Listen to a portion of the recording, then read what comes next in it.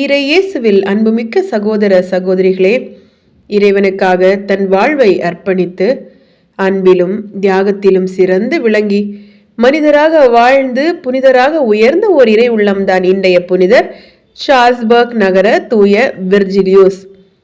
இன்று திரு அவை தூய விர்ஜிலியூஸின் நினைவு நாளை கொண்டாடுகின்றது.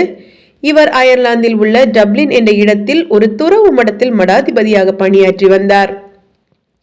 743ஆம் ஆண்டில் ஒரு நாள் இவர் புனித நாடுகளுக்கு புறப்பட்டு சென்றார். அப்படி போகிற வழியில் பிரான்சில் இருந்த பெபின் என்ற மன்னனை சந்தித்தார்.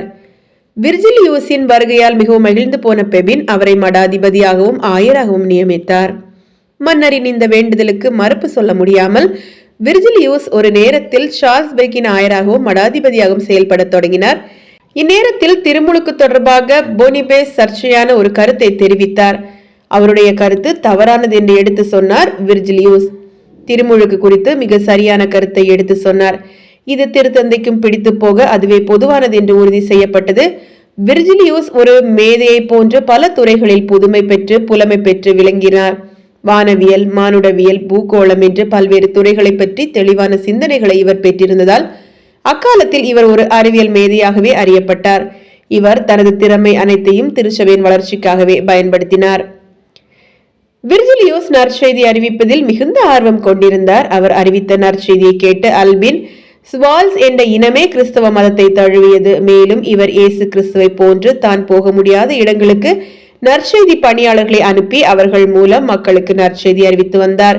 ஹங்கேரி மற்றும் கிறிஸ்துவை பற்றி அறியாத இன்னும் பல இடங்களுக்கு இவர் நற்செய்தி பணியாளர்களை அனுப்பி நற்செய்தி அறிவித்து வந்தார். இதனால் ஏராளமானோர் கிறிஸ்தவ மதத்தை தழுவினார்கள். 784ஆம் ஆண்டு நவம்பர் திங்கள் 27ஆம் நாள் இவர் ஓர் இடத்திற்கு சென்று நற்செய்தி அறிவித்துவிட்டு திரும்பும்போது உடல் நலக்குறைவால் இறந்து போனார். இதன் பின்பு 1181ஆம் ஆண்டு விர்ஜிலியூஸ் சார்ல்ஸ்பர்க்கில் கட்டிய பேராலயமானது எரிந்து சாம்பலானது. அந்த தீ விபத்தில் எல்லாமே முற்றிலும் எரிந்து போனதால் விர்ஜிலியூஸ் அடக்கம் செய்து வைக்கப்பட்ட கல்லறை மட்டும் அப்படியே இருந்தது. இதை பார்த்து மிகவும் வியப்படைந்த திருத்தந்தை 9ஆம் கிரிகோரியர் அவர்கள் இவருக்கு 1233ஆம் ஆண்டு புனிதர் பட்டம் கொடுத்தார். தூய விர்ஜிலியூஸின் நினைவு நாளை கொண்டாடும் நாம் அவரை போன்று நற்செய்தி அறிவிப்பதில் ஆர்வம் கொண்டிருப்போம். இயேசுவின் நற்செய்திக்காக உயிர் தியாகம் செய்யவும் முன்வருவோம். அதன் வழியாக இறையருள் நிறைவாய் பெறுவோம். நாளை மற்றொரு புனிதரின் புனித வாழ்வினை தரிசிப்போம். நன்றி.